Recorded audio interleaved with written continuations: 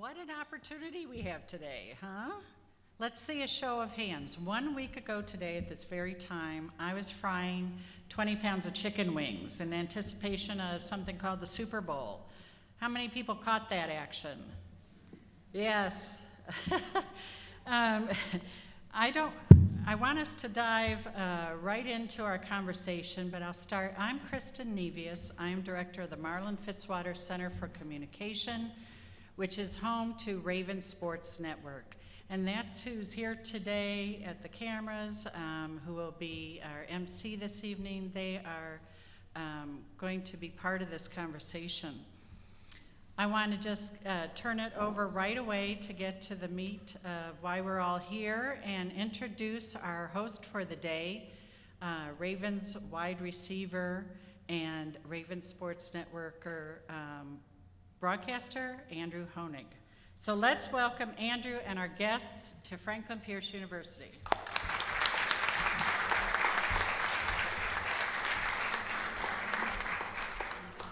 How's it going, everybody? Thank you, Kristen Nevius, for the introduction there to begin our fun day here. I'm very thrilled for the opportunity that we all have to have Bob Socci, the play-by-play for the Patriots on the 98.5, the Sports Hub, and Rob Poole, who is on Zolak and Bertrand weekdays from 10 to 2. Just a little advertising for you there. Great show. Love listening to it on the radio. And I want to, without further ado, just get right into this whole thing. So we have Bob Socci, as I mentioned. He is a graduate from the University of Dayton. And Rob Poole, who is a graduate of Michigan State University. Gentlemen, can we have you come up on stage for us?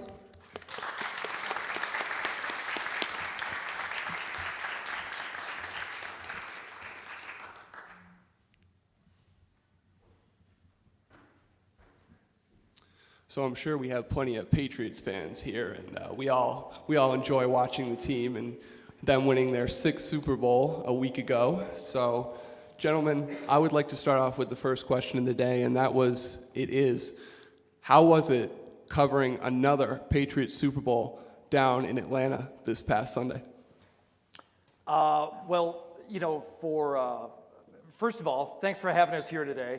My name is Hardy, and as Andrew pointed out, I work for the flagship station of the Patriots as just one of the guys who talks about all the sports, but certainly this time of year and in the last month or two, a lot about the Patriots.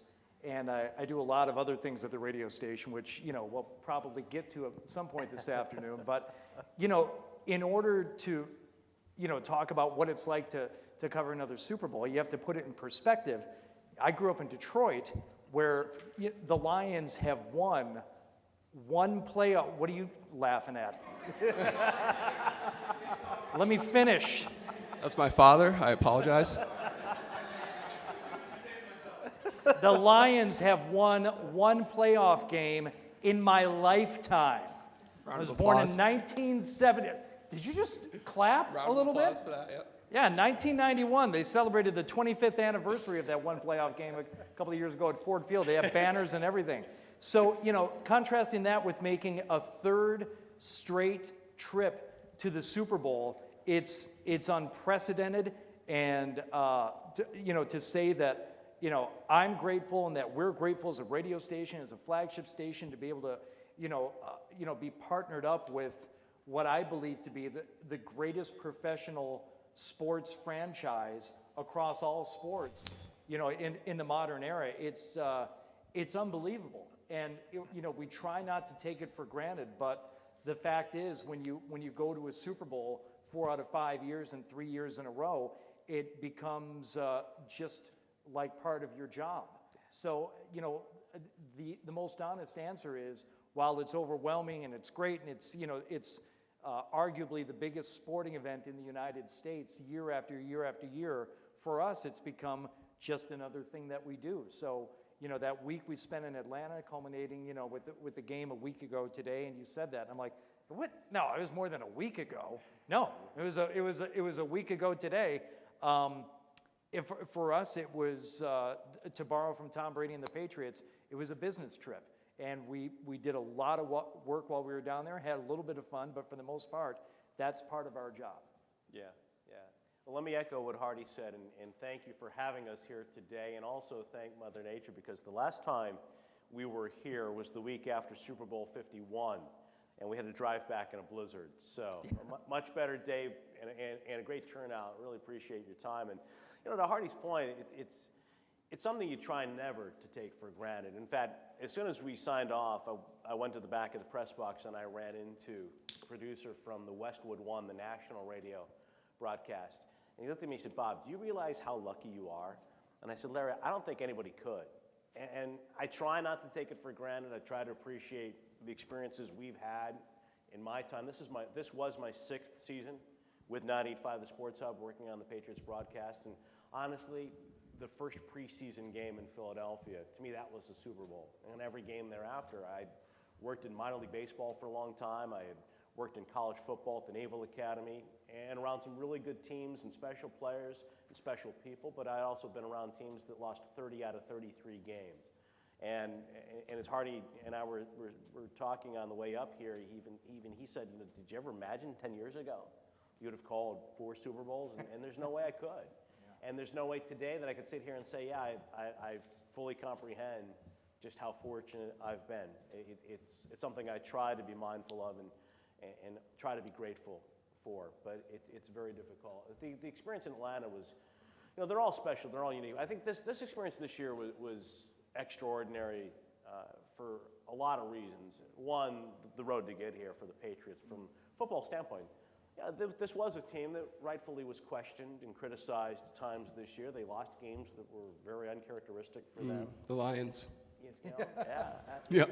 Well, that's a strong football team. They're on the rise. Matt Patricia. Dominated at Ford Field. Yeah, In restore fact, the roar. the Lions have only won 1 playoff game, but they did win a Week 3 Super Bowl this year at the Patriots' expense. But to think about how they got to the Super Bowl, and there were doubters. I know by the time the Super Bowl kicked off, people were tired of hearing the Patriots talk about being an underdog. But there were a lot of people that doubted them, including in local circles for good reason. And they went to Kansas City and they won that game, which was really thrilling. And then to go to the Super Bowl and win a game where defense was the story a year after giving up 41 points and losing to Philadelphia the way they did. I mean, as I said, they're all special. They're all remarkable experiences. But I think this year, there was something even for the players, and I think you saw the joy that they showed, especially after the Kansas City game. It was really unbridled joy. It reflected, the accomplishments of this particular team and set them apart from what they had experienced in the past and what we as a broadcast team had experienced. Yeah, I couldn't agree more. I mean, it was, as a fan with realistic expectations going into the playoffs, I was like, if they beat LA, that's an accomplishment with what this team had been through all season long. And then watching that back and forth game against the Chiefs, I mean, my emotions were up and down so high the entire time. I mean, if you were in my living room, it was pretty loud just because of me. So you were touching a little bit on your background. Obviously, you had 15 years doing Navy midshipman games. So I want to transition now to you guys discussing the Franklin Pierce Sports Media Program and how you both kind of broke into the business of communications, journalism, broadcast journalism, that, all that stuff. Just go into your background and how you guys got to this point in your lives. Well, I started off, with a love of radio first and foremost when I was growing up in Detroit and listening to, like the legendary radio stations there, where there was some great play-by-play guys who I would, listen to. Ernie Harwell, who used to call the Tigers games, and some legendary broadcasters for the Lions and Red Wings and Pistons. And I knew that I wanted to work in the medium somehow, but at the time, there was no sports journalism degree available to me. So as I went through high school, my high school had a radio station, and I that played music, and I volunteered and wanted to get on that station. And in my junior and senior year, I actually did the morning show, which was a 1-hour morning show on my high school radio station. I'd go to school an hour early every day. We'd start at 6:30 and we'd go till 7:30. I did that for a couple of years. And when I was deciding on which school to go to, University of Michigan is a fantastic school, but in terms of like a communications program, there really was no choice. When you're looking at staying in state, for me, it was Michigan State University. And when I went to the school, I'm like, okay, well, I want to work in radio. They got a good communications program. What do I do from there? Once I got there, I was helped along by, counselors and my, faculty advisors who said, you know what, telecom isn't really the thing. What you should really focus in, and this surprised me, they said, you should take a degree in journalism.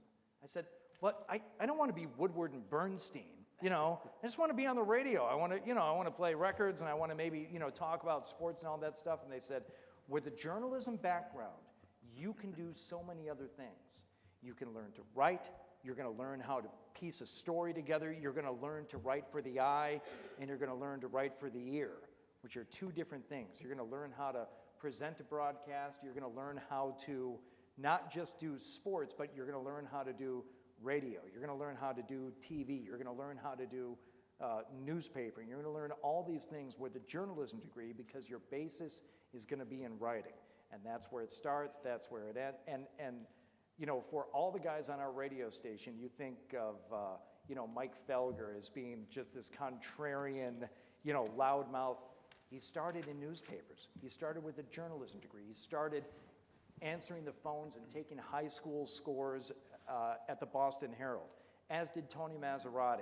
And believe it or not, both those guys, nicest guys in the well, Maz is the nicest guy in the world. Felger is a lot like how you hear him, but still solid backgrounds in writing and in doing the things that you get taught in a journalism program. And to have the ability to have a sports journalism program here at Franklin Pierce, if you know that your passion is sports and you want to be on radio or TV or blogging or podcasting about it, to have this type of opportunity, I couldn't imagine what my career path would have been like. But as it happened, when I graduated, I had a journalism degree with an emphasis in broadcast, but really I knew how to do just radio. And the first jobs available to me were working at rock radio stations. And I started at a country station, New Country 102, WYLS, today's hot country favorites back to back. It was terrible. It was awful. The worst.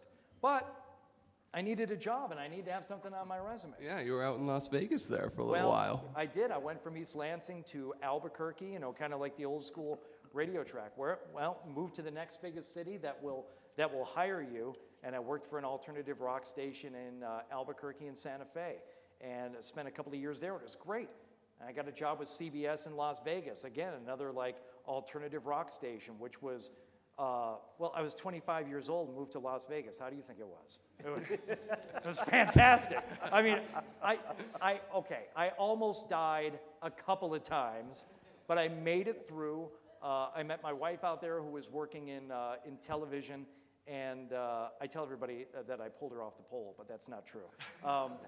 She was a broadcast professional. We met out there, we got married, and then I had the opportunity to move to Boston and work for the legendary WBCN. Yeah, Boston Concert Network, where their slogan is the Rock of Boston. The Rock of Boston, that's right. And at the time, they were the flagship station for the Patriots. I'm like, finally, I get to do a little bit of both. I get to have, my two loves brought together, sports and music. I'm going to be working at the same, at a place that we're able to do both. That was, I was hired in 2004. So, essentially I've been on the Patriots flagship station now for close to 15 years. And it was a dream come true right up until the point where they said, well, rock radio isn't a viable format anymore. We're going to switch over to sports talk. And they said, look, anybody who's a DJ on BCN, you're going to lose your jobs today. Starting tomorrow, you can apply to work at 98.5, the Sports Hub. And I raised my hand and I said, put me in, coach, I can do it. He said, yeah, sure you can. I said, nope, I can do it. I can do sports talk. I know I've been a rock DJ for all these years. I can do sports talk. And I didn't fully believe it myself. I'm not sure my bosses believed it at first, but we hit the ground running that first day, and I was, working with the radio station, and they took a leap of faith with me and put me on the air on a weekend show with Jerry Trupiano, who was the play-by-play guy for the Red Sox for many years. Troop and I did a weekend show together and filled in on the morning shows, and almost immediately I was the full-time third man in on the midday show, originally with Gary Tangway and Scott Zolak. Zoe is Bob's partner on the Patriots broadcast now, but at the time he was just another talk show host and a former, NFL quarterback. He was a backup for Drew Bledsoe, and here I am, the rock DJ guy. But what they needed there in the infancy of the Sports Hub, they needed some radio guys. They had a bunch of sports guys. They had Maz and they had Felger and they had guys who would come up doing their sports journalism thing, but they didn't have a ton of radio guys. So they held on to me. They held on the morning show, Toucher and Rich, and they said, we'll see how this goes. And here it is 10 years later where we have established ourselves. And I say this with no degree of pompousness or anything. We've established ourselves as the #1 sports talk radio station in Boston, one of the top sports talk radio stations in the country. We just received another award from Barrett Media as the #1 sports talk station. We've received 2 Marconi Awards over the past 9 years as the #1 sports talk radio station for all markets in the country. And it's been a blessing to be able to stay in radio and to marry my passions together of radio and still do music, which I moonlight on. As a matter of fact, I'm on the air right now on Sirius XM on the Lithium channel on 90s Alternative and Grunge. I do that every weekend. I do a couple of shows on there. I record them the day before. You're also a big golf guy as well, right? I'm a golf, yeah. I convinced the radio station they needed to have a golf show. And they said, golf shows don't work. And I said, I'll make it work, man. Put me on for an hour at 6 o'clock on Saturday mornings. Golf show fan, right? And I'm about to start my 7th or 8th year of doing the golf show, which brings in, Paul Mead, he's one of our account executives here, one of our star sales guys at the radio stations. Paul will attest to this. It brings in, I don't want to throw numbers around because it sounds like I'm bragging, but Paul will attest to this. Over the years, hundreds of thousands of dollars of additional advertising revenue for that tiny little 1-hour show on Saturday mornings that I get to, again, do something that I'm passionate about and love doing. And, that's how I started, from a guy who just thought maybe as a kid growing up in Detroit, I wanted to be on the radio, to working for this juggernaut of a sports talk radio station in Boston. And it's been a weird, convoluted path to get here. But I got to say, if I had an opportunity to earn a sports journalism degree at Franklin Pierce, it probably would have been a lot easier. I probably would have gotten here 10 years before I did, and I would have been able to enjoy even more of the success that the station has experienced here over the years, which, if I've played a small part in it, I'm grateful and I'm happy to have done it. Yeah, absolutely. And I think, with sports, it's an ability to show that passion with broadcasting. I love getting the opportunity to show my passion for sports, especially football. I'm a huge football guy. I've loved the Patriots my whole entire life now, and it's just been fantastic. And now I just want to turn it over to you, Bob, for your chance to answer that question and go over, your career. As I mentioned, 15 years as play-by-play for the Navy midshipmen football team, and also 11 seasons as the voice of Navy basketball. And I'm just going to hand it over to you, so it's your turn to go ahead and talk about your life. Well, unlike Hardy, I knew at 11, 12 years old that there was one thing that I wanted to do in my life. I mean, like Hardy, I was a fan of radio. I was also a fan of sports television and watched any number of broadcasts on our cable. We were lucky enough, we had TV 38 out of Boston, we had WOR in New York, Atlantis, WTBS. We had a station in Canada that carried the Expos and the Blue Jays and Hockey Night in Canada. So every day, every night, I was watching and listening to sports. We turned our finished basement, I turned our finished basement into my own little sports studio. And from the time I was 11 or 12 years old, that's all I dreamt about being someday, with occasional forays into being, maybe I'll be a doctor or a fireman or a policeman someday. But I played Little League baseball in our hometown. We had a really nice complex, and they had a public address system, and they had lights, so there were double headers. And the people in the town that I grew up in central New York, Auburn, New York, recognized that this little guy who wants to be a broadcaster, and we'll give him a chance to announce some of the names on the PA system. So I would play games like at 6 o'clock, and then go up in the press box, and the official scorekeeper was also the public address announcer, but he would let me, speak into the microphone every now and then and say, now batting for local 3482, right fielder Rob Poole, And then when there was a foul ball hit, I would say, please return all foul balls to the playing field immediately. Thank you. That was my first signature lie. But so that's, so from an early age, I mean, there were so many people in our community that encouraged and gave me opportunities. And I did that public address work, again, for a couple of years while I was playing Little League Baseball, and then continued it through my Babe Ruth baseball years. I worked while I was in college at the University of Dayton for the Auburn Astros, which was the New York Penn League team, like the Lowell Spinners, and had a chance to be around the ballpark every day for them. But while I was in college, we had very few opportunities to actually get practical broadcasting work the way you do, Andrew, and the way so many of you do here at Franklin Pierce. I mean, the internet and streaming and what schools are doing, AV departments, and what schools are doing now to allow their students the opportunity to get reps. We didn't have those opportunities as much when I was in school. I got to broadcast like one basketball game and one football game. And it was really a lot of work for the fellow student members of the station and myself to put those opportunities together.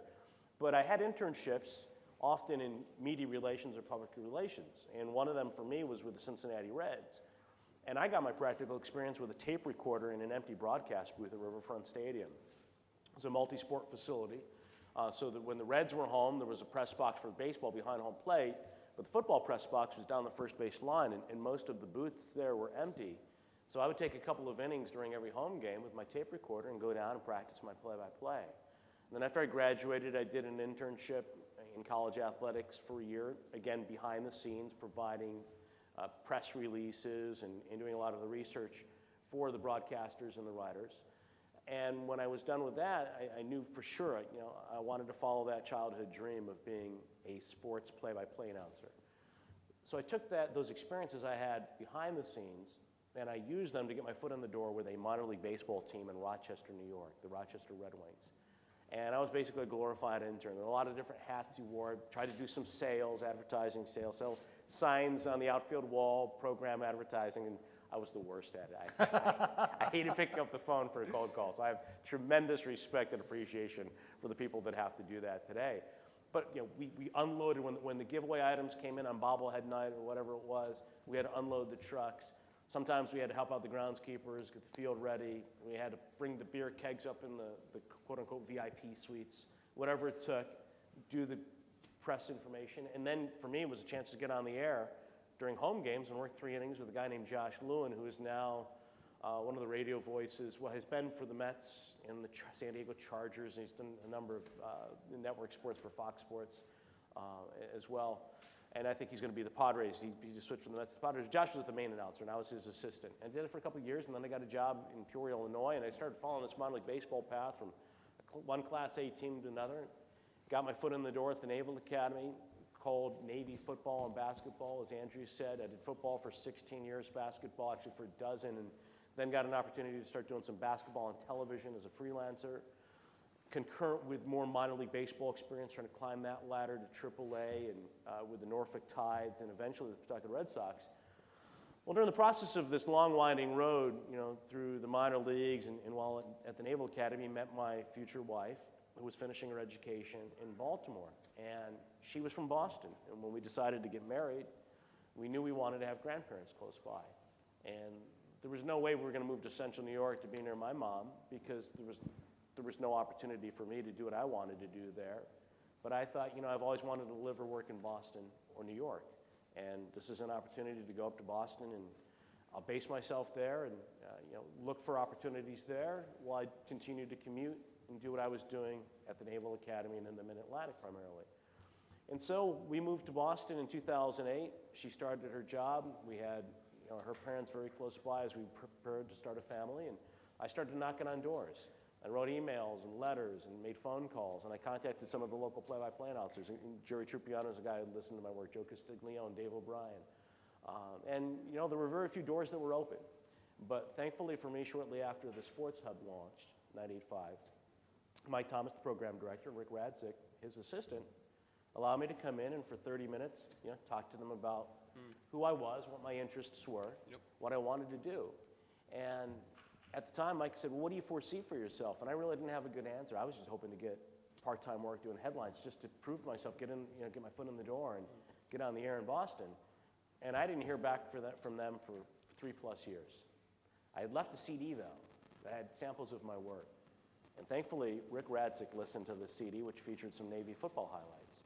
And when Gil Santos retired in 2012, I got an email from the Sports Hub suggesting that I send some more work, recent play-by-play, and that they were considering me as a candidate for the job.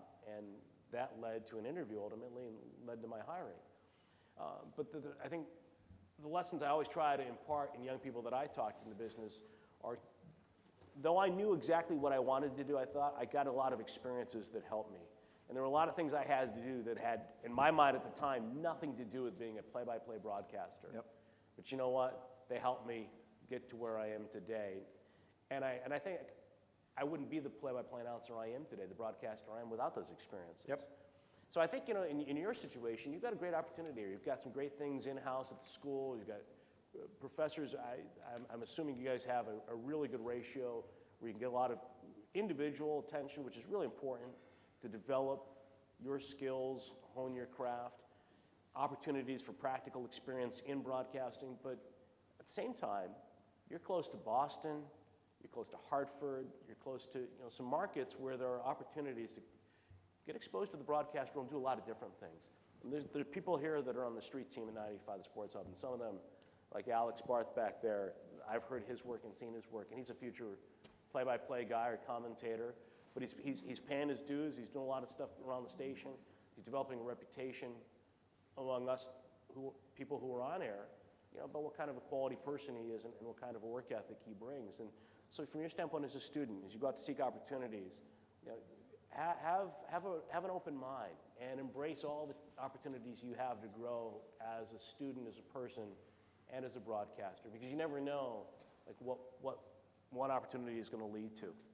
Absolutely. Take advantage of every opportunity that you have, and I look forward to that every day here at school with the games I've been able to broadcast with my fellow colleagues, all of them, great to work with. And it's funny that you mentioned that CD, because I pulled the quote from an old interview back in 2013 with The Citizen, and you summed it up perfectly. It was so simple. They liked it, and I guess they liked me enough to hire me. And I was just like, that's, it's simple. That's all you gotta do. Just put yourself out there, give people a resume, what you have, your body of work, and hopefully, if they like you enough, they're gonna hire you. Yeah, indeed. You have to be able to take no, too, or not take it personally when you're ignored. I mean, in this business, boy, you get a lot of rejection letters, or you don't hear back at all. Right. And that's even worse. Yeah.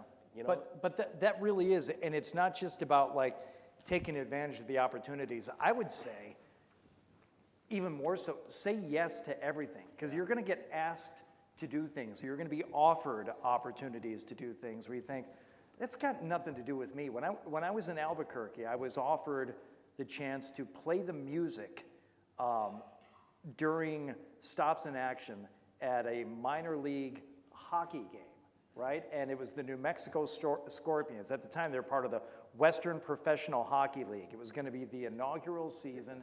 They're going to play at Tingley Coliseum, which was mostly known for rodeos and for having the state fair there. I'm like, I couldn't care less about a minor league hockey team in Albuquerque, right? I was a rock DJ and I wanted to go snowboarding and play some golf, but I said, you know what? Okay, I'll do it.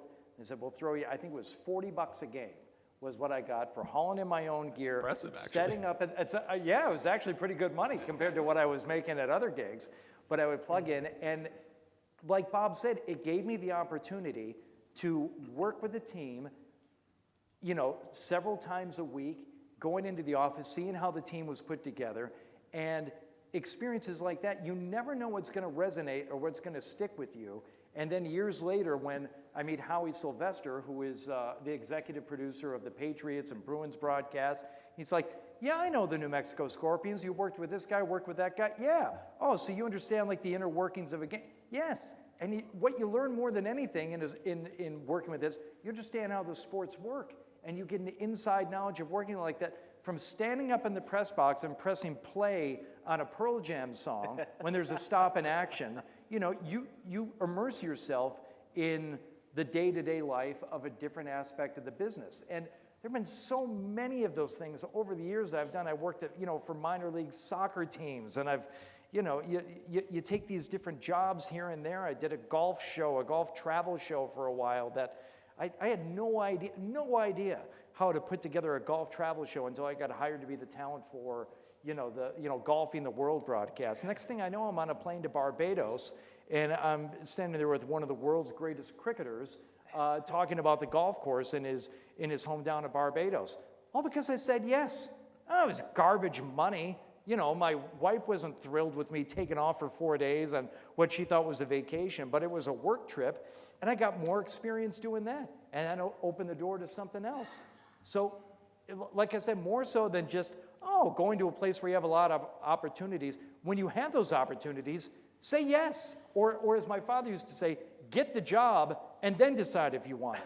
Just go get the job. Say yes. Definitely. Yeah, I'll do that. Definitely. Why not? Because more often than not, it's going to be beneficial to you. Yeah, and you probably never imagined you'd be here at Franklin Pierce listening to a former PA announcer, music controller for the Albuquerque Scorpions. And New Mexico Scorpions. The New Mexico Scorpions. And the former radio broadcaster for the Albuquerque Isotopes. Oh, I've been to a Scorpions from 2003 to hockey game 2005, by the way. But, and to add to what Hardy said too, also think of opportunities for yourself, especially the new media we have, and your ability to put yourself out there, whether it's podcasting or blogging or putting videos together online. And for those of you who watch Felger and Maz and listen to Felger and Maz, but especially if you watch it, you've seen Hardy's genius, innovativeness, creativity at work, and great sense of humor with the Fuppets. Okay? I mean, hilarious. Hardy is one of the most. I said this to him here on the way up here, and I'll say it to you. He's one of the most talented people in our marketplace. Oh. And along with people like Jim Murray at our station, they're very creative. They do a lot of things, and from where I sit, that to me only enhances what they mean. That makes them indispensable to 98.5 The Sports Hub because it's integral to our success. And you can make yourself invaluable to an organization, to a station, to your community here. If you can do more things, yep. and again, come up with your ideas on your own. Don't wait for people to come to you with them. Right. Look beyond too what a job description says when you apply for a position or you go and talk to someone. Come loaded with your own ideas and creativity. Obviously, you have to do a really good job at what your main role is, but don't be afraid to be creative and to, especially like I said, in this marketplace. It's a very crowded, it's a very competitive industry, and it's not objective. It's very subjective. Yes. You're always, your future is, rests in the opinions of what other people hear and think, just like a musician or an actor or an actress.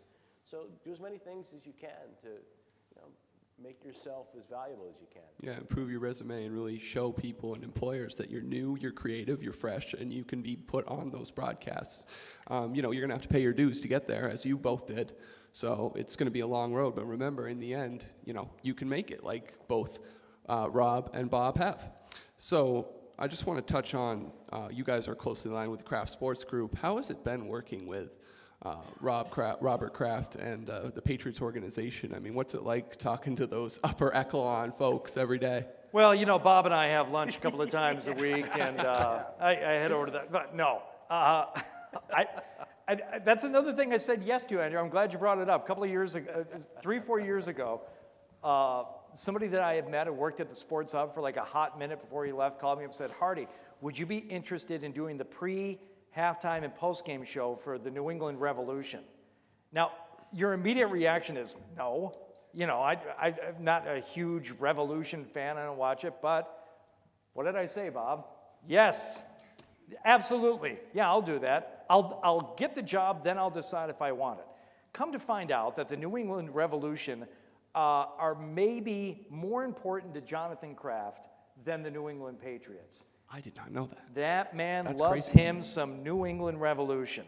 And I didn't do it in a false way. I went in with, the best of intentions and honest intentions. I'm like, okay, I'm going to learn everything I can about the MLS and the New England Revolution. I'm going to do this 5-minute pregame and a 5-minute halftime and a 30-minute postgame. And they brought in a former player to do it with me. Next thing I know, I'm actually into this. Well, because I like sports and I like radio, and it's a good sport. Next thing I know, Jonathan knows who I am because, well, he knew me from BCN too. Jonathan was a big BCN guy. But it's also like, you're doing a really good job with the Revolution. I said, oh, thank you. That parlayed into a job just this past season with doing the pregame and the postgame for Patriots.com, working with two veteran Patriots reporters, Andy Hart and Paul Perillo. Now, these guys are as tough to work with as anybody in the business. I'll say that. Yeah, you'll vouch for that, right? But good dudes, and they really know their stuff. And once again, it's a chance to work for the Craft Sports Group, in addition to my work with 98.5, the Sports Hub. That's my 9 to 5, that's where I go to work every day. But on the weekends, I put on my Craft Sports badge and walk into Gillette Stadium and can go anywhere, and I'm there for the games, and I get to do a pre and a post and talk to a player after each game. And it's fantastic. The job that Robert and Jonathan Kraft have done with this team and with Gillette Stadium and Patriot Place, and yes, I'll even say the New England Revolution. Soccer fans will say they haven't done enough, but they've kept the team afloat, and they do as much as they can with sometimes limited resources, in that sport to make a go of it. And it's been a fantastic opportunity. They are a group of people that demand professionalism and excellence and a certain amount of attention to detail. But if you're willing to work and you're willing to get in there, once you're in, you're in. And it's a really good spot to be.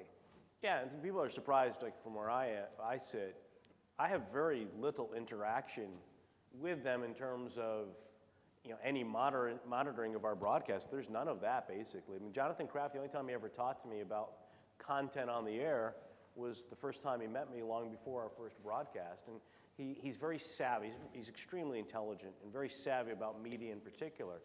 And the main thing that he stressed to me, and I know some of you who listen to my spots on Felger Maz might be shocked by this, is don't be afraid to criticize.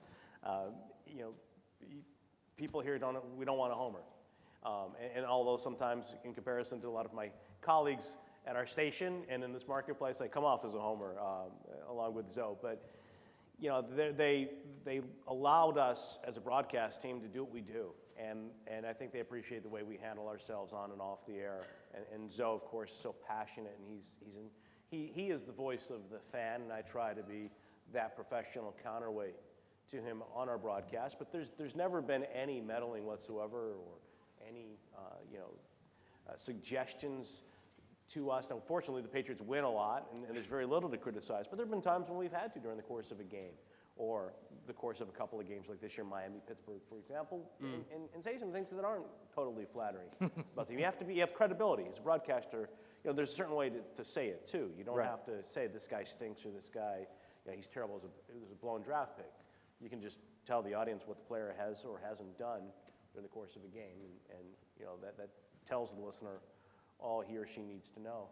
To a point Hardy made, and I think it's really important to stress as well about the Revolution, how he treated that opportunity. And the same thing to you guys. People ask me, like, before this first Super Bowl, like, what's it going to be like to broadcast the most important sporting event in the country? And if you think about it like that going into the booth, then it will be daunting and it will be intimidating. But the way I looked at it, and I meant this in all sincerity, is that like every game that I called, and maybe that's a slight exaggeration, but every game I called, whether it was high school football in Delaware, or high school basketball in Illinois, or college basketball in the Patriot League, or a minor league baseball game in Frederick, Maryland, I always looked at that as like the most important game I was going to broadcast in my career. And I always thought, this is my opportunity, this is my network opportunity. So I thought about that before the first Super Bowl game. It's just, it's cliche to say it treated like any other game or any other opportunity. But if you take that approach to everything you do and you invest your pride and your heart and soul in it, then the greater the magnitude and the greater the listenership, it really isn't it's not gonna matter because you've taken that same approach the whole way through. To that point, Bob, you never know who's gonna be listening. Absolutely. Whether you're doing something, for a game here, or whether you're doing a podcast, or for me, doing a pregame for the New England Revolution and Chicago Fire on a random Wednesday night in July when seemingly nobody is paying attention. Jonathan Kraft was listening. You know, Yeah. and he was the guy who ended up saying to me, you know, weeks later, it's like, I heard you on the pregame. That was a really good point you made about Diego Fagundes. I'm like, really? You were listening to that? You never know who's going to be listening to any of the seemingly most unimportant thing that happened on 98.5 The Sports of that week was my pregame for the Revolution game, except the president of the Patriots was listening to that broadcast, and he said, oh, Hardy'd be good for our pre- and post-game show. Why don't we bring him in next time we have an opening? Great. Awesome. Glad I did it. Yeah, just put your best foot forward. Glad I treated it, like Bob said, as not just, you know, something to brush off to the side and blow off. No, I did the best job I could, and thank goodness I did, because turns out, you know, JK was listening, so good. So I have plenty more questions, but why don't we get into audience questions? We'll get everybody involved here, and I want to turn it over to my esteemed colleagues, Ian Maluski and Paul Lambert, on the mics today. Why don't we find some audience questions? Yeah, sillier the question, the better. Yeah, go for it, guys. Unfortunately, I don't think I'm going to ask a silly one right off the bat. I'm Bryce Johnson. I'm a junior sports media major here, and I cover a lot of games. And one of my favorite things about the major is my relationship with the players on campus. So I was wondering, I guess my mouth wasn't close enough to the mic. I was wondering what it's like for you guys, both as a radio host and as a play-by-play guy. What is your guys' relationship with players on the field throughout the season and whatnot? This is probably one of the tougher things you're going to encounter when you're doing this job. And I'll go back to my rock and roll radio roots and paraphrase a rock writer by the name of Lester Bangs. And they showcase him in the movie Almost Famous. Anybody seen the movie Almost Famous? Okay. Philip Seymour Hoffman plays Lester Bangs, and he's giving advice to a young William Miller. And he says, these bands, they're going to want to be friends with you. They're going to give you drugs. They're going to introduce you to girls. You really want to be their friend? Be honest and unmerciful. Now, it's a really, really difficult thing to do when you're commentating and when you're writing, and then you have to face these guys in the locker rooms after games. However, if you're honest about it, and you're not mean, and you're not unfair, and if you give honest critiques of their performances day in, day out, you praise them when they're worth it, you criticize them when that's your job as a commentator or even a play-by-play guy at times, they're going to end up respecting you for it. Dan Shaughnessy has been doing this job longer than almost I've been alive, right? And he is a guy who's looked upon as fans as like he doesn't care, he doesn't hate it, but he has begrudgingly earned the respect of a lot of players and a lot of owners. And when it came time for Terry Francona to write his autobiography, he picked up the phone and he called Dan Shaughnessy to write it with him, because Dan has made his mark in this business as being honest and unmerciful. So you've got to walk that line. You want to have a rapport with these guys so you get some information, you get some interesting things to write about. But if you're just writing fluff pieces and you're not going to be honest, they might talk to you, but they're not going to respect you. Yeah, I think that's the most important word, is respect. And it changes. Like when I was broadcasting in the minor league, especially at the low levels when I was as young as the players, you're riding the bus with those guys, you're at the hotel with those guys, you're waiting at the ballpark for the van back to the hotel. So you're, in a lot of ways, I mean, you're not a player, but you're kind of seen as a peer, and you have a different relationship than when you start to climb the ladder, and then you get to AAA, where you got guys who are going back and forth between the major leagues and AAA, and there's more of a distance. And when you get to the NFL, I mean, you have a locker room full of very disparate personalities and different types of people in terms of their interaction with the media. There are some guys in that locker room that I feel like I have really good relationships with, but they're professional, and there is that distance. People like Matthew Slater, Devin McCourty, people that are great spokesmen for the team, and I think they engender a lot of respect, and they treat those of us in the media the way we want to be treated. But you also never mistake yourself as a friend of the players, and that's not your objective. And I think for me, like even on air, in the times when I am critical, and Zoe does more of the analysis and the commentary, I think you try not to make it personal. Yeah. And like I said earlier, when I was starting out in baseball, a longtime announcer told me, look, you can say a guy's 0 for 3 with 3 strikeouts and his batting average is now fallen to 200, and the audience is going to get the picture. You don't have to say, this guy stinks. I don't know why they're carrying him on list, And in sports, sometimes that's what people do in the sports talk media. I mean, that's part of the deal. That's the role that they play. Maserati with the Sony Michelle sucks take, right? But really, Tony is, as Hardy said, Tony really is a nice guy. But as a play-by-play guy, especially the voice of a team, there is, I think I've probably gone as far as to say that's a boneheaded play by Brian Stork for headbutting a Bronco after a first down to nullify the first down in the AFC Championship game, get a personal foul, something like that. So I think it's also how you carry yourself in the locker room. I spend a lot of time down at Gillette, but I don't, I probably could talk to them more as, person to person, guy to guy, but I try to go down there and treat that as their workplace and try to have a healthy respect for what they do and how they do it. They're the best in the world at what they do, and I think that they appreciate that ultimately. I've found that when guys retire, like Rob Ninkovich, for example, I've had a chance to work with a little bit. It surprises you a little bit that the way they view you. And I don't want to be their friend, but as long as they respect me and how I do my job, they may not even like the way I sound, but if they respect how I go about my job, and know that this guy's trustworthy, he's a pro, then that's what matters most. Right. I mean, you're both sides. You're professionals, so you have to act like professionals and communicate like professionals. Anybody else in the audience with a question? Hi guys, I'm Shannon Slater. I'm a senior here. I'm a communications and sports media major, and I just got to ask, do you guys have a favorite call that you might have made, whether it was for a big game or even one of the smaller games that you might have started out with? Like, what was your favorite call to make?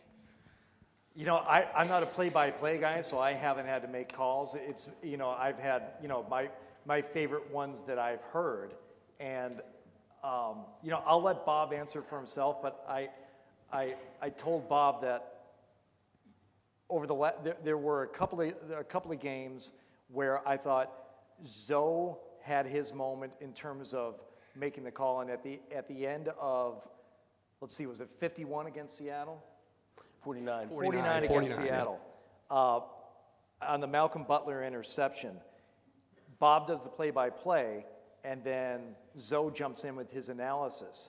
And I told Bob, I said, when Zoe jumped in to give his analysis after the play, that was Zoe's moment. Because in the mayhem and hysteria of that moment, Zoe, scatterbrained as he is, in every other facet of his life, It's so true, though. had the wherewithal to jump in and say, Malcolm Butler jumped the route, and there was a pick on the play. There was no flag. There should have been a penalty thrown, and there wasn't. Malcolm Butler jumped the route. He saw that they lined up for a pass. When they had the best running back in the game all lined up and ready to go, they passed the ball. Malcolm Butler jumped the route, and Zoe in that moment took it upon himself to, and by no insult to Bob, but I think really take that moment for his own. I think Bob's moment came, and if it's yours, Bob, I'll let you say it, but I think it was the game against the Falcons, and Bob's call at the end of the Falcons game in Houston, to me, that's the greatest call that I've heard on our station because of the way he said it in the moment. You couldn't have prepared yourself for that moment. They were down 28-3. If you're preparing for anything, it's how are you going to talk these people off the Tobin Bridge at the end of this game? But instead, Bob had one of the great calls at the end of that game that, to me, that's my favorite one that I've heard you make. I appreciate that, Hardy. Yeah. Is that yours? It's the greatest comeback in Yeah, Super Bowl history. Yeah, that's up there for me. I mean, the weird thing is in the way I look at it, some of my favorite calls were part of the worst broadcasts or the least memorable for the listener, only because I knew what went into it. Yeah.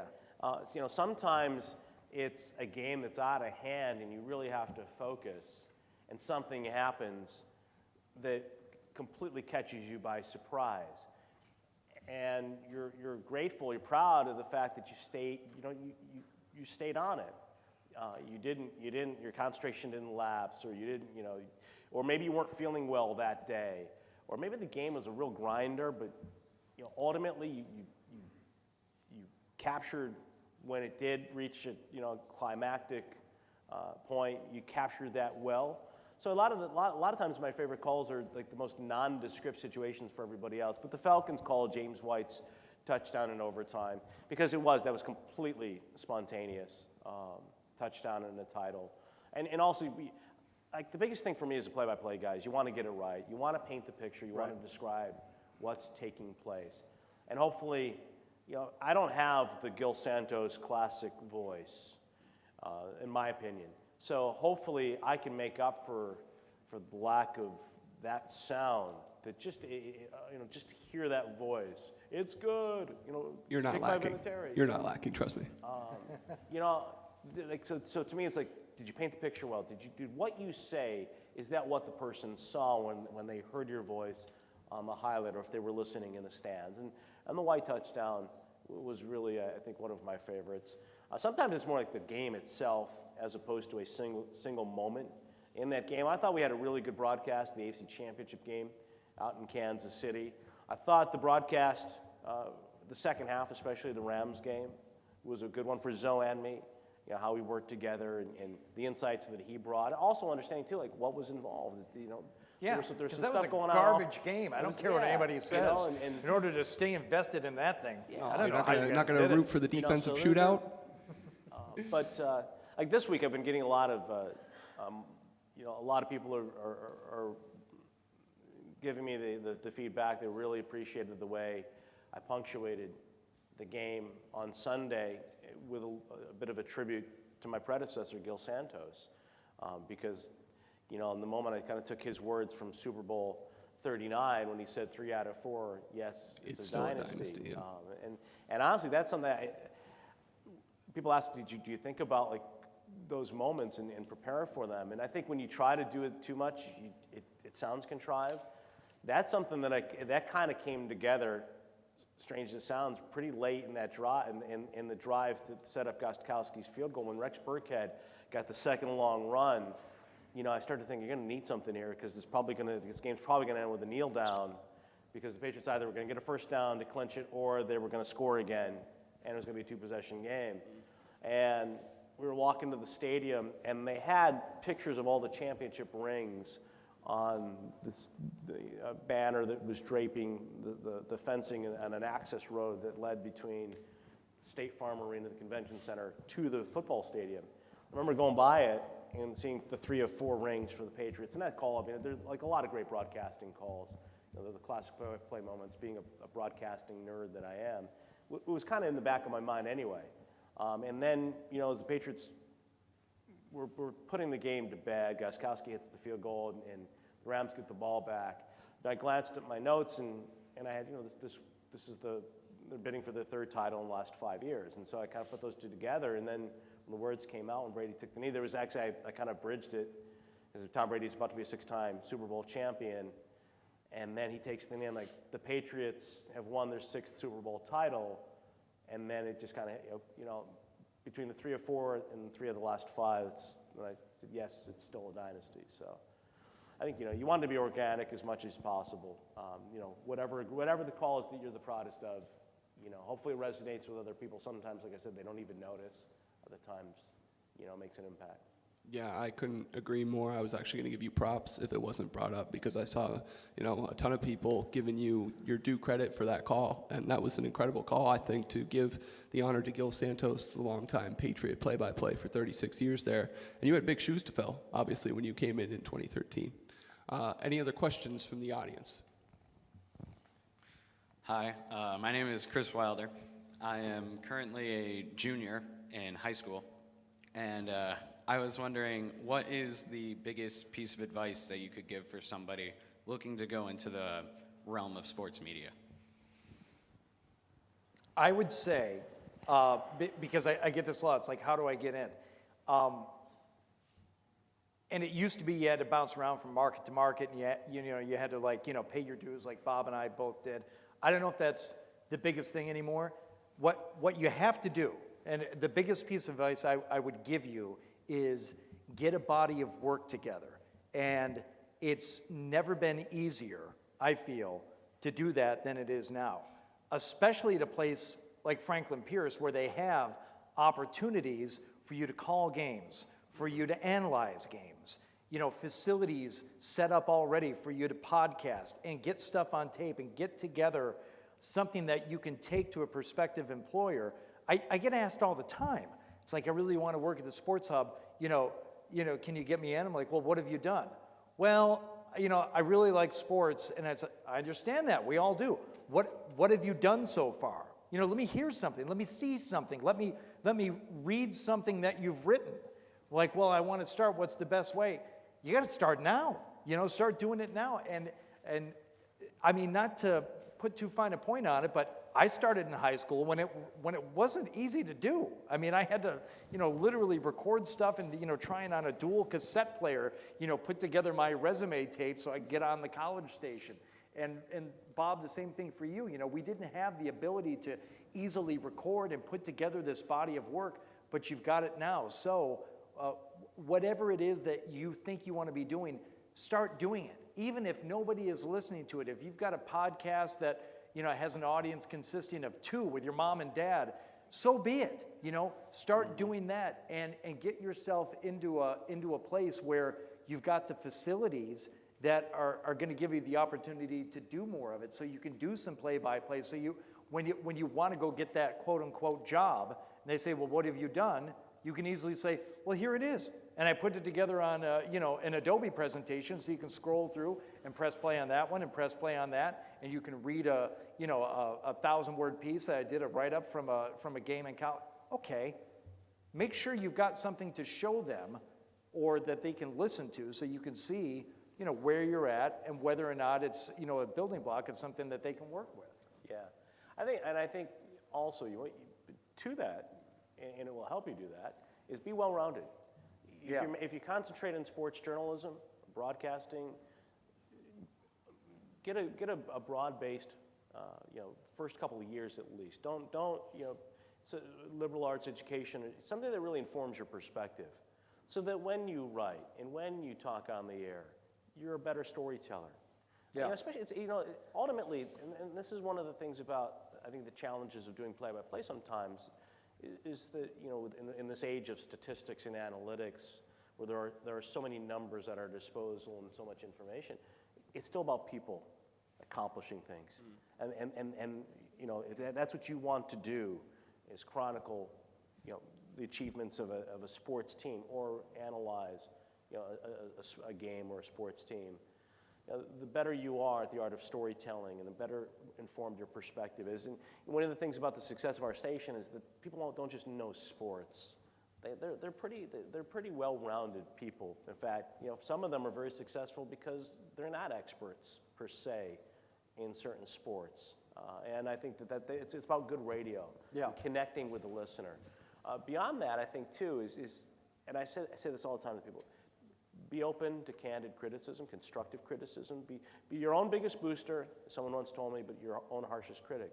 And so as you do more, seek out the advice of your teachers, your professors here. Seek broadcast professionals that you respect and admire, your fellow students. When you get in this environment, you're all striving for similar goals, and you can all help one another get there. Some of the people that have been the most helpful to me in my career are my peers and colleagues. Some with other NFL teams, some at the network level that have jobs that I would have aspired to, years ago, or that maybe they would love to trade places with me. But it's kind of an individual pursuit in a lot of ways, but it really does take a team and a community of people to help one another and help each other get better. That's really the most important thing for me, is just be open-minded and work on the craft, and be willing to accept candid, constructive criticism that's going to help you be better tomorrow than today. And nothing against like broadcast schools, where that's, you go in there and get like a 8-week degree and whatever, but if they're just going to teach you how to talk into a microphone and how to record it, well, that technology changes all the time.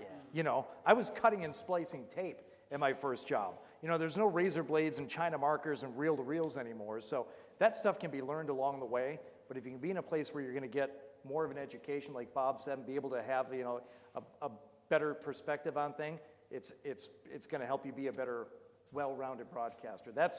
That's excellent advice. I wish I would have thought of that. It's that You personal don't need it, aspect. because you are well-rounded. It's that personal aspect to it, right? You know, you want to have those personal connections that are also going to get you there, and you know that constructive criticism, as you're saying. Who are the best at what we do? I mean, Hardy mentioned Ernie Harwell, the great Detroit broadcaster. I mean, if you're a hockey fan, who's better than Doc Emmerich, right? You know, Doc's a bad example, though, because Doc wanted to be a hockey guy, and all he did was, like, hang around hockey Yeah, this rinks. is true. And he's never played, but he's just hockey. Yeah, But, this is true. I mean, he's But, you really know, good, but he's the exception. He's not the rule. Vince Scully in baseball. I mean, but the thing Vince is, Scully, you know, Jim the great Nantz. storytellers, Jim Nantz. You know, and you know, more than anything, it's about people and connecting. Right. And I think that's, you know, the great storytellers, the great icons. Gil, tremendous sense of humor. Right, You know, right. somebody that, you know, Gil Santos loved the Patriots, loved football, but you know, he wasn't defined. No, Al Michaels does everything. Yeah, Every no, that's sport. true. Yeah, he does everything. All right, so why don't we go to our next question? Go ahead, yeah. I'm Brendan Manning, sophomore here at Franklin Pierce University, sports media major. My first question is, how do you guys like the new Dorchester studio? I'm from Dorchester. I just want to know what you guys think about the neighborhood. Oh, yeah, Morrissey Boulevard. It's great. Love it. Oh, yeah, I love it too, especially, That's fun especially traffic. in the morning. It's just amazing. I love it. My other question is, so me and my friend Evan here, we have a podcast here, a radio show. We go on twice a week. And we have pretty good views, like, 500 for like a radio show. We've never really done anything like this before. And as of late, they've been kind of slowing down. And is there any advice of like you guys said, it's so much different than just talking into a microphone when you're trying to like attract an eye or attract an ear. Like, what do you guys think is like the biggest piece of advice for getting more people to watch and stay tuned in? Because a lot of people check it out and they say, oh yeah, I saw your show. And then they never watch it again. So. Right. I'm probably the wrong guy to ask because my NFL draft show in the spring does a lot worse than Hardy's golf show. Or my podcast. No, he's the guy for that one. All right, I'll give you 3 quick things, all right? Number 1, keep it short, right? I love music and sports and all this stuff. There's a golfer by the name of Brendan Steele who does a podcast called Member Guest, right? And if I tune it and I see that thing is over an hour in length, I'm like, I love you, Brendan. I've gotten to know him a little bit. We're like Twitter friends. I'm like, I don't have an hour to give you. You give me a 20-minute or a 30-minute podcast where you're going to do a little golf, a little music, talk about, craft beer. I'll listen to it. Great. So number 1, more is not necessarily better. Number 2, if you find yourself stalled out in like who's listening or who's watching, add another medium in terms of promoting it. I do these, these puppet videos for the Sports Hub, and I'm like, hey, check this out. It's got 55,000 views just on the one Twitter feed alone. And then I go and look on Facebook where it's posted, and it's 200,000. I don't really do Facebook anymore because my wife's cousin in Omaha started giving me a hard time for like accepting a friend request from her ex-husband. And I'm like, oh, screw it, I'm not doing Facebook anymore. But if you want people to see it, add one more medium, right? Instagram, right? If you're posting all your stuff here and here, find another place. Put it on Twitch, put it on Instagram, put it on Facebook. Yeah, there's a whole other audience out there, people like me. It's like, I don't do Facebook, so I've never seen it. But if you put it on Twitter, I'll see it. So make sure you're doing like, the full gamut. And the third thing, this is the simplest thing, and it's the one thing that gets overlooked more than anything. You're doing a podcast, include some kind of a photo or a video or something to promote it. When you're putting it up there and it's scrolling on the timelines, if it's just text and a link to an audio piece, I don't know. I may have seen it myself, and I just scrolled past it because there's nothing to grab your eye. Put a picture, put a video, put 5 seconds of something to give people a visual image of something that you want them to listen to, and it's going to increase it. I don't know by how many, but like I said, all you need is one. You need one more set of ears or set of eyes to like check something out, and that could make the difference. Yeah, no, I agree. I like the Dorchester location, with the exception of like trying to dart across the traffic on Morris. I live in Milton, so we're really close. But when you got to cross those 2 lanes of traffic on Morrissey Boulevard. Yeah, that's no fun. All right, so let's go to our next question, Professor Heather Tullio. I don't know if it's, oh, there we go, it's on. Thanks so much for being here today. The advice is great to the current students, the prospective students. My question, can you just talk a little bit about the value of internships for college students? I've seen it with my own eyes. It's huge. The interns that we have interns on each of our shows, you know, and it's maybe 3 months that they're there, but nothing will give you a better idea of how it actually works day to day than interning at a radio station. And there are going to be parts of it where you're like, this is so much cooler than I thought it would be, and there are going to be parts where you say, this is so much lamer than I thought it would be. You know, you're going to have your eyes open for you in a way that nothing else will prepare you for. So, so there's that aspect of it, and then there's the aspect of getting that next job. We've had interns on our midday show in Boston who are now working for ESPN, who are now working for Fox, full-time jobs. That's what they do. And they moved to another part of the country, working for NFL Network. One of our former interns is an NFL Network guy. NBC Sports Boston. They go and get jobs because, once again, it's one more thing for a prospective employer to say, okay, what have you done?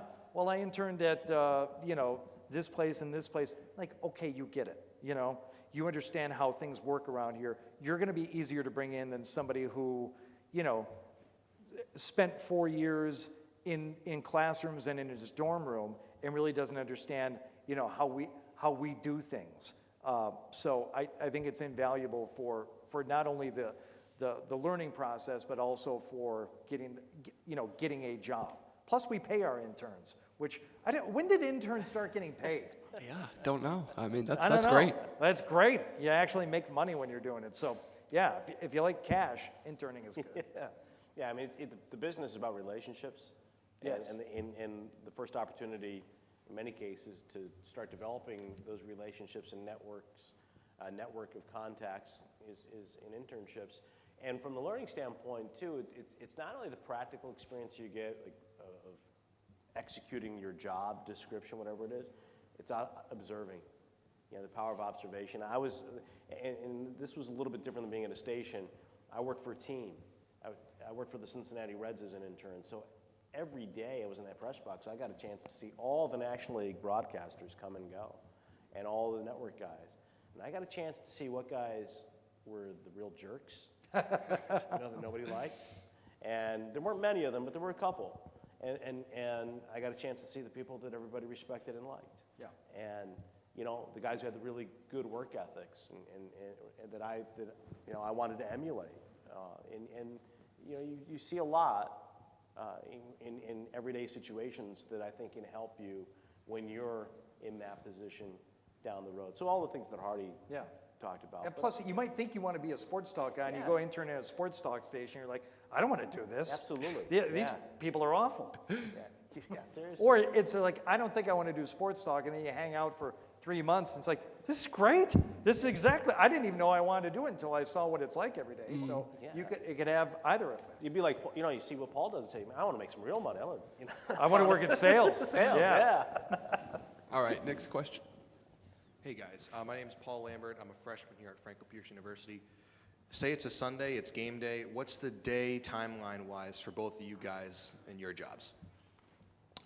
I'll give you mine in 20 seconds. As a Patriots.com guy, I need to be for home games. I need to be there.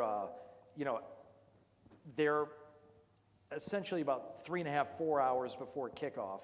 So I'm assured of getting into the employee lot, getting into the studio, prepping. All your prep is pretty much done before you get there. Like many things in life, the most important thing is to be on time. And man, if on a game day, if you're not an hour early, you're late. Absolutely. So you get there hours before kickoff, settle in, get ready for your day. For that 2-hour pregame on Patriots.com, we take 3 3-minute breaks. It is 25 minutes of talking, 3-minute break. 25 more minutes of talking, 3-minute break. It's a grind. So you got to make sure you're in, settled, got your coffee, got your notes, you're ready to go. And then for me on a game day, it's awesome. I go into the booth and I stand behind Bob and Zoe and I watch the game. And I listen to their call in the headset. You're not going to get a better experience of what the game is all about. I didn't even take notes during the game because I've got one of the greatest teams in play-by-play and in color telling me what's going on the field. And I listen to them and I make mental notes of the game, and you watch it. Watch it. Don't get caught up in your Twitter and phone and everything else. Watch the game. And then when the game's over, head back down, do the post game for 2 hours, boom. With any luck, traffic's cleared out and I'm home. But, you know, a typical 1 o'clock home game, for me, it's leaving the house at 9 a.m. and I'm not home until, 7 or 8 o'clock at night. It's a long day, but, you're at Gillette Stadium watching the Patriots. I was going to say, it's fun. fun. It's pretty cool. That's not work, it's fun. Yeah. Absolutely. Yeah, like Hardy said, I mean, basically all your prep should be done. Even I try to get it done as early on Saturday as possible so that I can have a night to relax a little bit and take my mind off it for a few hours. And then I want a stress-free Sunday as much as possible. So I not only want to be there early in advance of kickoff, I want to be there earlier than the traffic flow, right, the tailgate, because I don't want to get stuck in Route 1 traffic. So I'm like Hardy, I'm down there by 8:30, 9 a.m. for a 1 o'clock game at the latest, 9. And like to get settled, go in the booth, tape up my roster, whatever. I have these poster board charts that I use, but I also have rosters that I'll tape up on the window and, put everything in place, get my computer up. I'm very anal about this stuff. Get all my pens, my highlighters, my red, blue, black pen, and make sure that that's where it's easily accessible for the game. And, get settled in the booth, and then I take my game chart, which is a big poster board that has all the players, like on the Patriots offense on one side, and on the bottom half of it, all the players on the Packers defense. Flip it over, and it's the Packers offense against the Patriots defense. And I take some highlighters, and I go up to the writer's press box area and find a quiet little cubicle and sit down in that, put my headphones on, maybe listen to a pregame show, or even sometimes just some music, and start to just go over the notes a little bit, just so they're fresh in my mind. And then I go back down to the booth, maybe get something to eat en route, but go down to the booth in time for the players to come out and start warming up. When they come out in uniform, then I take out my binoculars and I start watching the players go through the motions of their pregame warm-ups so that hopefully I can identify them without saying, number 12, Rogers. I can see, okay, that's Jones, the running back, okay, or, this guy, how do I tell James? Well, James has got the dark shoes on. Sony Michel has the red shoes on. James wears the strips of the tape on the back of his arms. He really screwed me up this year because there were a couple of games where they both wore red shoes. But so you look for like distinguishing characteristics so that you're not just calling the game when the ball is finally in play, and all of a sudden you got to who's number 32. You can tell the length of a player's dreadlocks. Like I said, who wears the wrist? Julian Edelman wears the red gloves. Danny Amendola always wore white gloves. Yeah. So there's two receivers of similar build, similar size, similar positions. Sometimes they get lost in the crowd. Is that Amendola or Edelman? Red gloves, it's Edelman. Things like that. So I try to watch the warm-ups as closely as I can, and then we get on the air, and the game tells the story. Right. You just follow the ball and absolutely try to keep track of the down distance. What the time is on the clock, what the score is, which way they're going, and let Zoe do his thing. Yeah, that's one of my favorite things about sports is the storylines it creates. You have memories just based off of these games that you've watched years ago. I mean, I still remember your first call back in 2013 in Orchard Park against the Bills. I mean, that was great. We'll go to Ian Maluski now with the question. We only have time for a couple more. Okay, yes, as he said, I'm Ian Maluski. I'm a sophomore here, and I had actually a question for you, Bob, and you kind of spoke about it briefly, but how important is prep work going into any given Sunday? How many hours do you typically put into it? Probably, prep work's it's imperative. The line that I always repeat that I heard Vin Scully say years ago, and he's quoting Laurence Olivier, the great actor, about the key to acting, and Scully said, it's the key to broadcasting. You have to have the humility to prepare and the confidence to pull it off. Well, preparation, alleviate some of the nervousness. If you feel like you've at least prepared, that's going to help you. But I over-prepare, I think, to a large degree, because you want to use very little of your material during the game, because again, the game tells the story. But I want to have as much accessible to me. So for me, it really starts, almost as soon as one game ends, the preparation for the next game begins. On a Sunday in the NFL, if we're playing a day game, and if it's a home game and I get home to watch the Sunday night game, I put that on, but then I got the laptop out, and I'm kind of scrolling, what else took place today, around the league. And then I'm looking at the game stories from our game and the next week's opponent, and starting to compile that information. And then during the course of the week, and I start to put my charts together. You get these enormous press releases that the teams put out, like literally hundreds of pages of notes and information and statistics on the players. And you have all the internet sites, from the MMQB to the Athletic to the local sites, the Herald, the Globe, to scour and come up with information. And one of the challenges in the NFL I found is that you have to realize what's relevant and what's important, because there is too much information. Yeah. And so you kind of narrow that down. You talk to people during the week, do interviews, go to the press conferences, watch video. I like to watch the TV broadcast of the other teams that we're gonna play in the week that leads up to it. And as the week goes on, kind of that information gets put on your chart, and hopefully some of it's ingrained in your mind. Yeah, so we have one more question in the back, I believe. Yeah, hi, my name is Steve Hennessy. I work in the admissions office here. My question is more of a silly one, I guess. I guess we could get more serious, but this is more for Bob. You've been doing this now for 6 years. You've probably been to almost every stadium now in the NFL. Which one's your favorite booth to call from? Ooh, well, that's a great question. Oh, the best booth in the league is ours, honestly. It's like the best vantage point. Yep. Great answer. It's huge. It's nowadays, especially the newer stadiums, they're putting the radio teams off in the corner. My favorite experience was Lambeau Field. It's the history. Yep. Who has the best food? Well, Best press box. That's a really good one. It's got to be Nashville. This year, Nashville was really good. Yeah. Yeah. And Nashville, They feed you. Yeah, they feed you, and they feed you well. Tampa ribs, Bay, maybe. interesting. We played there at Tampa last year Thursday, and they had a phenomenal spread. Oh. They had really good press box food. I like Pittsburgh a lot. I like Pittsburgh for a variety. Especially if you stay downtown, in the heart of it. The stadiums, the baseball stadium, the football stadium, and the hockey arena is just across the river. But they're right there. There's a great view of the city. You can walk across the pedestrian bridge to the stadium. Everybody's in black and gold with their terrible towel. It's a football environment. We play late afternoon. You get up early on Sunday morning, go to a coffee shop, and people are down in the streets in their Steelers garb, and it's just a great environment. It's football. We usually play them late in the fall too. We played them in December the last couple of years. But I say the Lambeau experience, because they have a beautiful Hall of Fame. It's the bleachers, it's the natural grass. You feel the. I know it's cliched. You feel the history. It's like living and breathing. It's really a cool experience. So unfortunately, we have to wrap things up pretty quickly, but I want to ask one final question to the both of you. What's maybe really quickly your most memorable experience so far in your careers? Most memorable experience.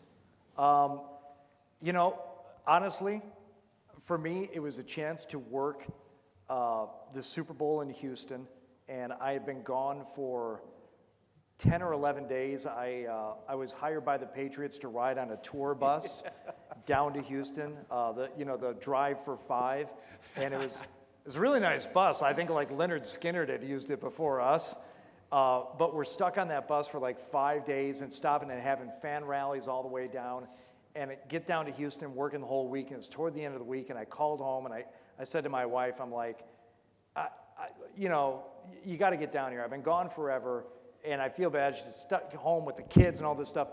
Come down, come to the game with me. And she's like, how are we going to do it? I'm like, don't worry about it. But hotel room's taken care of. I'll get us tickets to the game, whatever, because I didn't have to work the game. Essentially, my job was done the Saturday before the game. She flew down on Friday. I didn't have tickets yet, but I ended up getting tickets.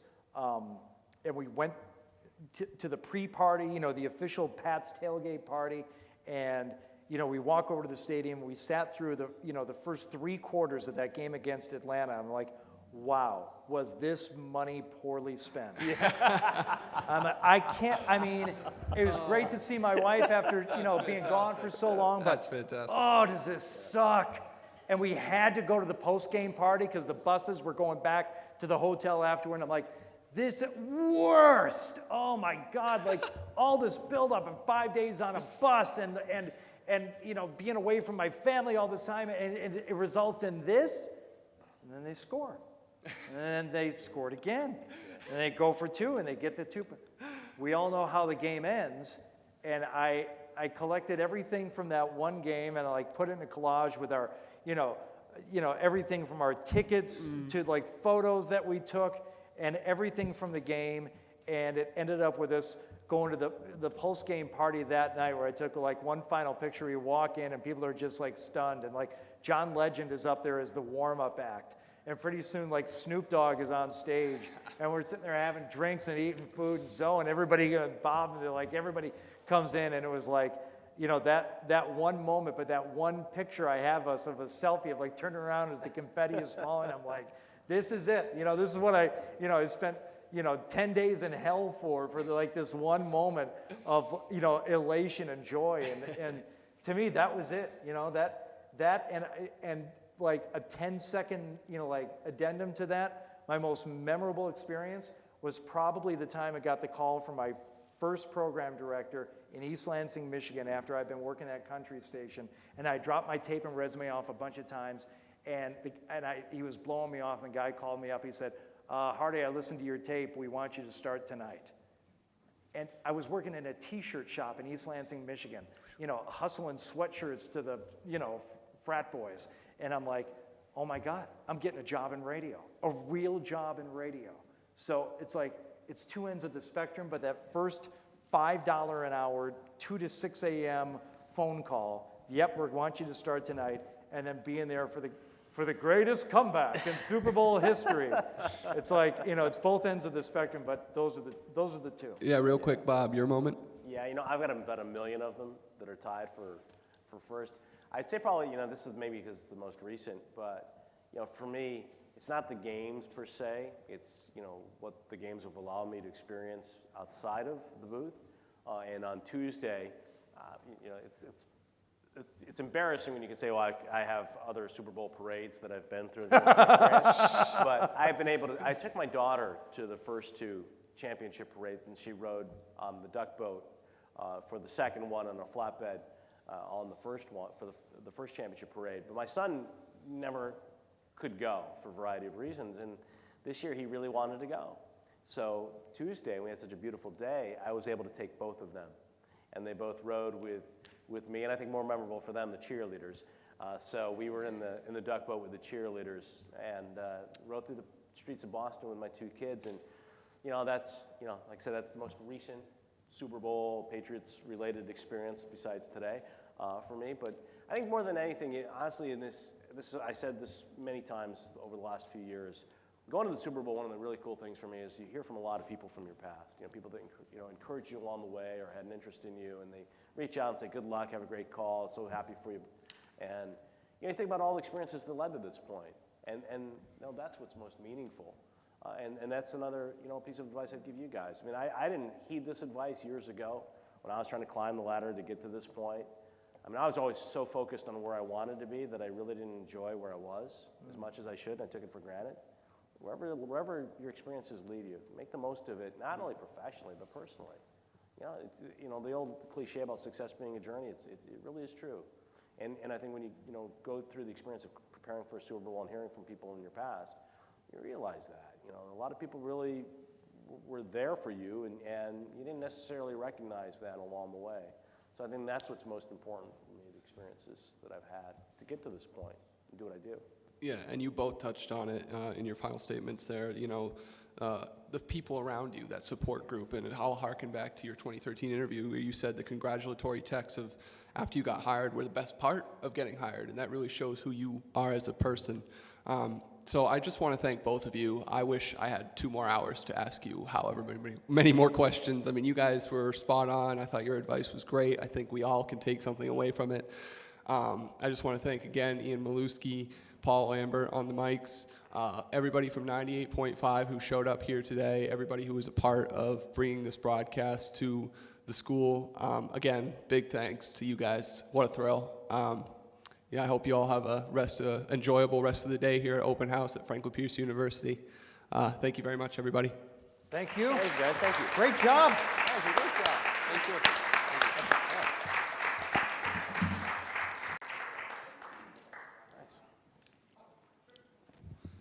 So we're giving away a picture. 5. Yeah, hey guys, I'm Alex from 98.5. Some of you signed up in the back to win an autographed picture of Brew and Ryan Donato. Is Rachel Asnes still here? Rachel Asnes in the back. If you want to go over and see them at the table, congratulations, you won. On behalf of 98.5, thanks everybody.